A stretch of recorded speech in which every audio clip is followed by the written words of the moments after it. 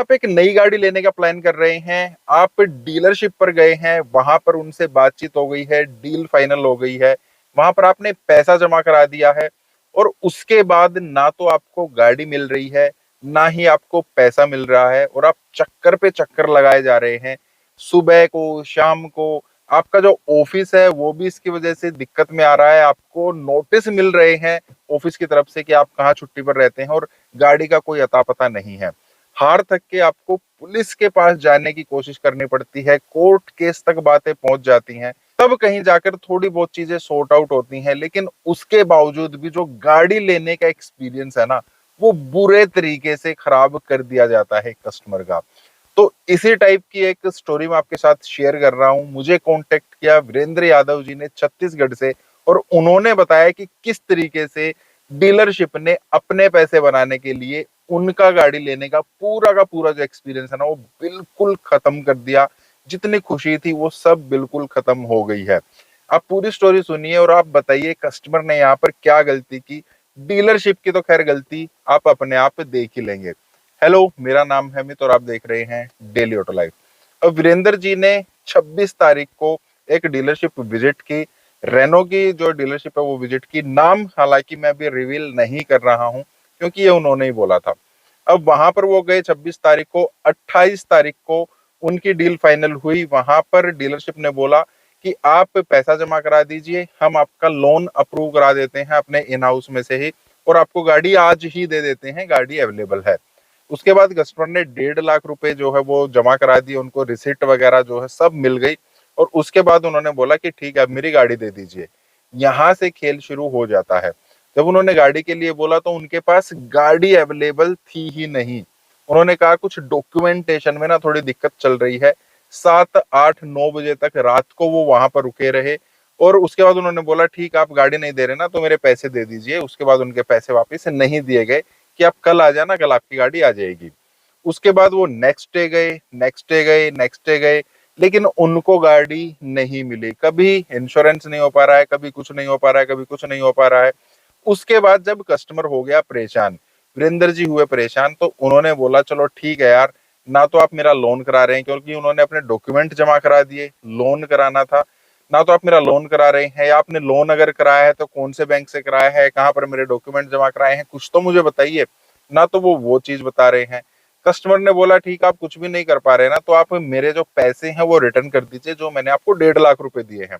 अब 1.5 लाख रुपए वापिस वो मांग रहे हैं, तो शोरूम जो डीलरशिप है वो बोल रही है कि 25,000 रुपए हम आपकी बुकिंग कैंसिल करने के काटेंगे, आपको 1.5 लाख रुपए वापस नहीं देंगे, 1.25 लाख रुपए देंगे। कस्टमर ने बोला चलो वो भी ठीक है, आप काट लेना, लेकिन मुझे लिखकर आप देंगे कि मैंने 1.5 लाख रुपए आपको जमा कराए थे, 25,000 रुपए आप बुकिंग कैंसिल करने के कर रहे हैं, जबकि मैंने कोई बुकिंग नहीं कराई थी आपके पास। आपने बोला था कि आपको आज गाड़ी दे रहे हैं। बात यहां से फिर भी एस्केलेट होती चली गई। अब बात कहां पहुंच गई, कस्टमर अपने बाकी ऑप्शन, वीरेंद्र जी अपने बाकी ऑप्शन तलाशने लग गए। उन्होंने उनको ऑफिशियल एक लेटर भी लिखा, स्टैंप वगैरह लगाकर उनको दी, ताकि उनके पास रिकॉर्ड रहे कि मैंने आपको फला फला डेट पर पैसे जमा कराए थे, उसके बावजूद ना तो मेरी गाड़ी मुझे मिली, ना ही आपने कोई फाइनेंस कराया, तो अब मुझे मेरे पैसे वापस कर दिए जाए। अनऑफिशियल ऑफिशियल दोनों टाइप के लेटर उन्होंने लिखे, ताकि अब हम फर्दर जो है इस केस पर आगे बढ़ सके। अब पुलिस केस करना है, उसके बाद कोर्ट केस वगैरह करना है। ये देखने के बाद डीलरशिप को थोड़ा सा मतलब आभास हुआ कि चीजें अब ना थोड़ी सीरियस हो रही हैं, कस्टमर कुछ ना कुछ फर्दर स्टेप कर सकता है। उसके बाद उन्होंने बोला देखिए, गाड़ी जो है फिलहाल अवेलेबल नहीं है, 2 से 3 दिन के बाद हम आपको आपकी गाड़ी डिलीवर कर देंगे, वहां पर आपको कोई दिक्कत नहीं आएगी। अगर हम फला फला डेट पर आपको गाड़ी डिलीवर नहीं कर पाते हैं तो आपके पूरे पैसे हम वापस कर देंगे। अब आ जाता है जन्माष्टमी वाला दिन। अब जन्माष्टमी को सभी को पता है छुट्टी तो होती है, एक त्योहार होता है। तो उन्होंने बोला कि आप जहां पर है ना, जिस डीलरशिप पर वो गए थे वहां पर गाड़ी अवेलेबल नहीं है, यहाँ से 100 किलोमीटर दूर हमारी दूसरी डीलरशिप है, वहां पर गाड़ी अवेलेबल है, आप वहां पर आ जाइए और वहां से हम आपको गाड़ी दे देंगे। कस्टमर इस चीज को भी मान गया। यार परेशान होता बंदा क्या करेगा, या तो मेरे पैसे दे दो। और कस्टमर मतलब जब मेरी उनसे बात हुई थी तो इतने ज्यादा गुस्से में थे वो, बहुत ज्यादा, मतलब यार जो एक चार्म होता है ना, कहाँ तो उन्हें 28 तारीख को गाड़ी मिल रही थी, कहाँ 15 अगस्त भी गुजर गया, उसके बावजूद उनको गाड़ी नहीं मिली। चलो ठीक है, वो वहां पर भी चले गए कि आज अगर गाड़ी नहीं मिलती है तो फिर कुछ ना कुछ वहां पर होगा। उन्होंने मुझे मैसेज भी लिखा था कि या तो गाड़ी लेकर जाएंगे या पैसे लेकर जाएंगे। अब वहां बैठे बैठे भी उनको काफी टाइम हो गया, 6 बज गए, 7 बज गए, 8 बज गए। आप देख रहे हैं एक मतलब पूरा देश जो है वो जन्माष्टमी मना रहा है और वो वहां पर डीलरशिप पर बैठे हैं। रात हो चुकी है, 8 बज चुके हैं, 9 बज चुके हैं। गाड़ी हालांकि वहां पर अवेलेबल हो गई और मैं लगातार उनके टच में भी था।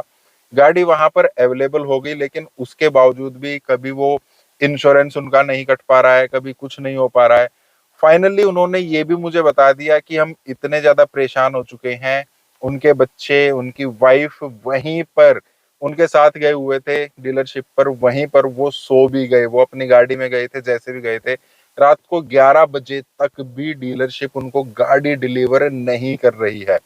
उसके बाद फिर से मैंने उनसे पूछा गाड़ी डिलीवर हुई नहीं हुई, क्या रहा, कैसे करेंगे। फिर उनका मैसेज आया कि फाइनली मुझे गाड़ी मिल गई है। रात को लगभग 11:15 बजे, 11:30 बजे के आसपास उनको गाड़ी मिली। वहां से वो गाड़ी लेकर चले और लगभग रात को 1:30 बजे, 1:15 बजे के आसपास वो अपने घर पर पहुंचे हैं। आप खुद सोच रहे हैं ना यार, मतलब रात को हम गाड़ी की डिलीवरी ले रहे हैं, उसको कैसे चेक करें, पीडीआई करें ना करें, किस तरीके से कर सकते हैं। उसके बाद फाइनली वो अपनी गाड़ी लेकर वहां पर पहुंच रहे हैं।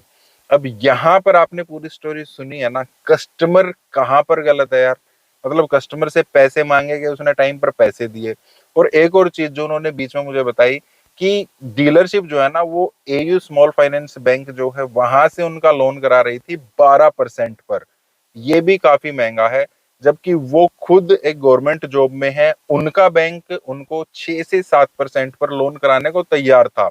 उन्होंने बोला कि नहीं, मैं आपसे लोन नहीं लूंगा, मैं लोन अपने बैंक से कराऊंगा। लेकिन उन्होंने क्या कहा, आपका जो डॉक्यूमेंट आपने दिए थे, जो आपकी फाइल है वो आगे जा चुकी है, लोन प्रोसेस हो चुका है, आपका लोन अप्रूव हो चुका है, अब हम उसको कैंसिल नहीं कर सकते हैं। कैंसिल कराएंगे तो वहां पर भी आपके चार्जेस घटेंगे।